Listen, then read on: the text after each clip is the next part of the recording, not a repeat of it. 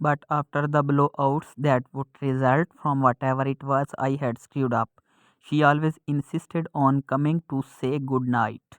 She would come in and sit on my bed, brushing my hair away from my face and sighing, "It's okay, Daniel, better tomorrow." Usually we did have a better tomorrow. She had Tuesday and Thursday off since lots of people got their hair done on the, and so sometimes she would pick up me from school already and take me to the Dairy Queen, knowing I would happy commit several crimes in exchange for a blizzard, something I stand by for what it's worth.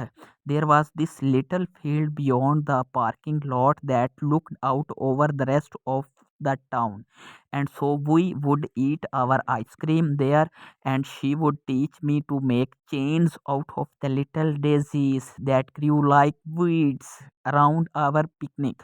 And like I would be caught dead with daisy chains inside of the school, but just with her. I don't know, it was kind of relaxing to twist these tiny stems into green sailors knots and make necklaces, crowns, whatever.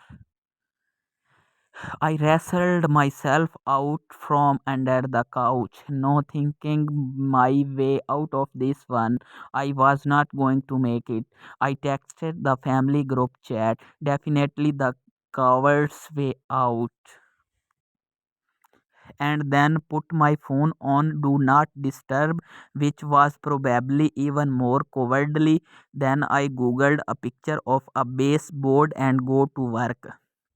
My dog was not thrilled that I was spraying cleaning solution everywhere, and even less thrilled when I pulled out the vacuum. Neither was I, to be honest. It's not like I would been leaving my place a mess because I love living in a mess. It's just harder that it might sound to keep it clean while carrying around the piano.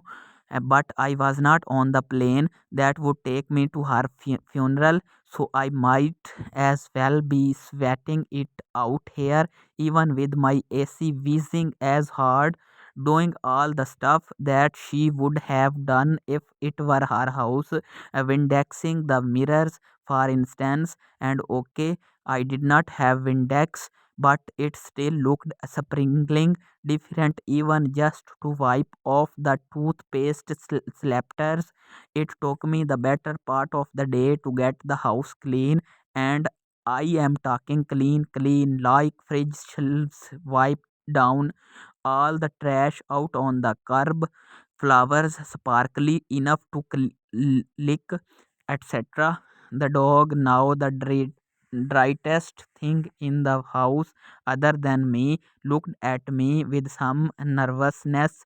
"It's okay," I told him. "I have another plan for you," which, if he had been a fluent speaker of English, was probably the creepiest thing I would have said, but he seemed to react only to the "it's okay" part and came to put his chin on my sweetie grease covered knee. I appreciated the gesture. I leashed him up. We started a Neanderthal style trudged through the dusky light. You might think that the heat, but for my money, I could tell no difference. Maybe I was just extra hot from all that cleaning. The dog looked just as irritated as he did this morning, but this time I did not waver. "If I am out here, you are out here, Paul," I muttered. No Dairy Queen in my town, and besides, that blizzard would have been a puddle in about 30 seconds out here. But we did have a parking lot that faced a field, and when he saw all that grass, my dog seemed to remember that he was a dog and started loping towards it, tongue hanging sideways out of this. I let him go and slide myself down against a tree trunk, which I swear was even hotter than the air. No winds for Daniel today. My sister had sent a long string of respectable texts to me all day, which I was pretending not to have gotten. Out here, my phone would overheat soon anyway,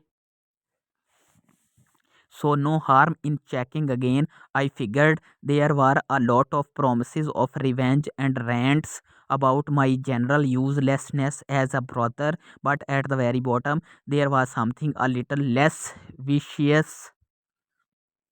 We are going to say goodbye to mom without you, so you would better be saying goodbye to her without us. Well, what else had I been trying to do every minute since she died? The heat did not fright the little daisies growing in the shades of this tree, so I picked them to my promise. My fingers remembered how to tie them into these micro knots. Even though my brain didn't, my dog returned totally winded from one meandering lope around the field and flopped onto this belly next to me. At least the shade was growing as the sun went down, shadows pooling around my feet like water. My dog put his big head down on his paws and sighed through his nose the way dogs do, like they have just spent all day working the mines and they could not be more tired. I put my little daisy crown on the Christ of his skull, which he permitted generously. It's okay, big guy, I said, kind of to him, but most to both of us. If I am being honest, better tomorrow.